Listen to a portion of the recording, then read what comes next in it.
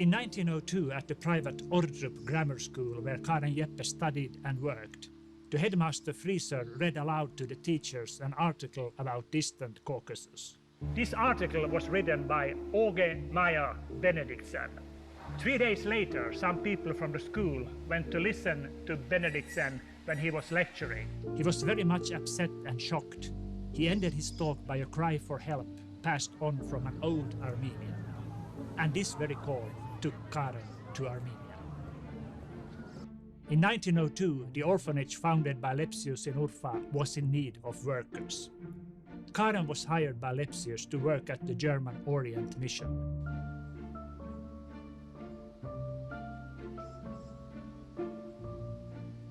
Karen took the road to Urfa, first by train to Berlin, then Italy, and then she sailed to Istanbul. She was 27 years old.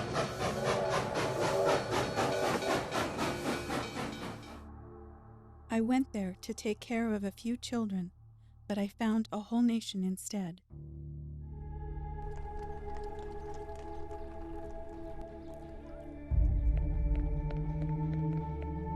Karen Eppe enters Urfa on a donkey. It is a symbolic coincidence to enter the city on a donkey, especially when they saw that people had come out to meet the foreign mademoiselle just arrived from Denmark.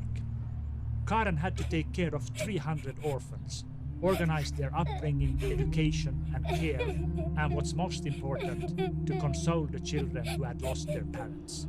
Here is one more group of deportees, nearly 1,000 people. The women who had given birth on the way had thrown the newborns into the river to save them from suffering. Old and sick people were many.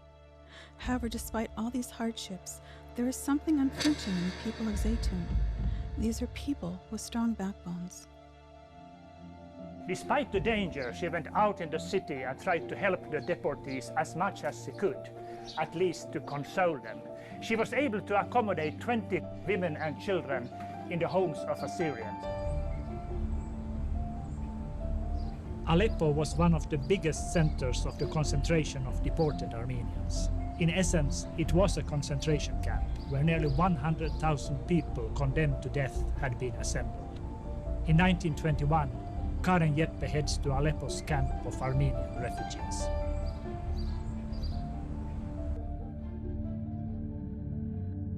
In Aleppo alone, there were 2,000 Armenian women and children forced into Muslim families.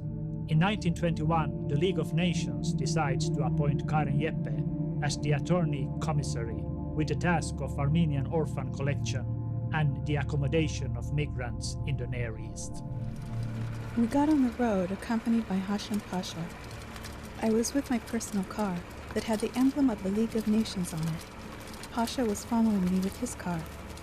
This connection between nations was a rare phenomenon, between the greatest modern organization in the world and the Bedouin Pasha. Cilicia and Urfa were lost, but Karen Eppe planted new seeds of life patiently and like a kind-hearted farmer. She did everything to create good relations between refugee Armenians and Arab Bedouins.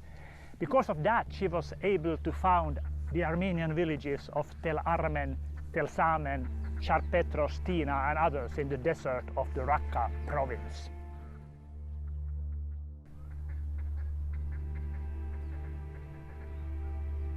Karen Eppe also created a search center in Aleppo. Her assistants organized the escape of women and children who had been Islamized by force, jeopardizing their lives. Many among the assistants and those who fled were getting killed. They were being documented, their biographies were getting clarified and written, and then their relatives were being searched. In 1927, the League of Nations closes the cash box for Armenian refugees.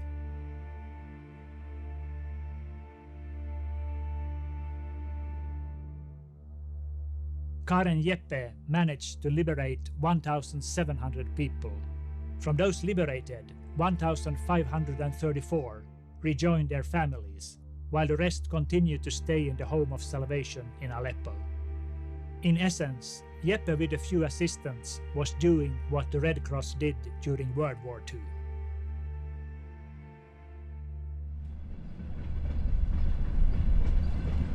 In 1931, Karen Eppe leaves for Denmark for the last time. Her trips to Europe mainly had a fundraising purpose. However, the trip of 1931 was the last one. Karen spends a month with her parents and relatives. Before departing, she informs her sisters that she is already 55 years old, and if it turns out that they never see each other again, let them know her wish to be buried in the Armenian cemetery of Aleppo, according to the rite of the Armenian Apostolic Church.